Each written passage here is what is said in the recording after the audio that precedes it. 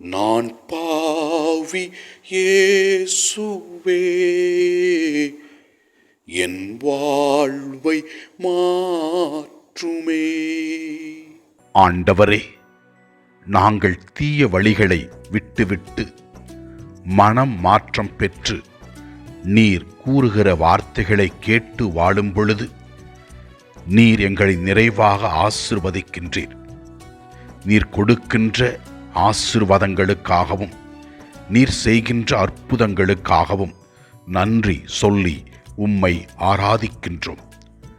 முதல் வாசகத்திலே நாம் பார்க்கின்றோம், யோனாவின் நற்செய்தியை அறிவிப்பை கேட்டு நினிவே மக்கள் மனம் மாற்றம் பெற்று ஆண்டவரின் அருளை அடைந்ததை பற்றி விளக்குகிறது. இரண்டாம் வாசகத்திலே நாம் பார்க்கின்றோம், இவ்வுலகம் நிரந்தரமானவை அல்ல, கடவுள் விரும்புகிற செயல்களை செய்து நாம் விண்ணுலகை அடைய வேண்டும் என்று விளக்குகிறது. நற்செய்தி வாசகத்திலே இயேசு இறை ஆட்சி நெருங்கிவிட்டது என்றும் மனம் மாற்றம் பெற்று நற்செய்தியை நம்ப வேண்டும் என்றும் அழைப்பு விடுக்கின்றார். மேலும் அவர் முதல் சீடர்களை அழைக்கின்றார். நற்செய்தி பணிக்காக ஆண்டவரின் ஆசீர்வாதத்தை பெற்றிருக்கிற நாம், வாழ்க்கை என்னும் கொடையை பெற்றிருக்கிற நாம், தீமையான செயல்களை விட்டுவிட்டு நற்செயல்களை செய்கின்ற மக்களாக வாழக்கூடிய அருளை தர வேண்டும் என்று ஆண்டவரிடத்திலே ஜெபிப்போம். மனமாற்றம் பெறுவோம்.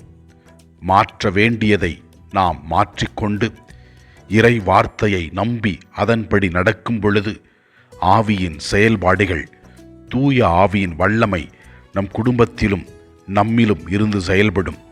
எனவே ஆண்டவரின் அருள் பிரசன்னத்தில் இருக்கிற நாம் நமக்காக, நம் குடும்பத்திற்காக, கஷ்டத்தில் வாழ்கிறவர்களுக்காக, கவலையில் வாழ்கிறவர்களுக்காக, நோயால் அவதிப்படுகிற மக்களுக்காக, இளையோர்களுக்காக, படிக்கின்ற மாணவ மாணவிகளுக்காக நாம் இறைவனிடத்தில் ஜெபிப்போம்.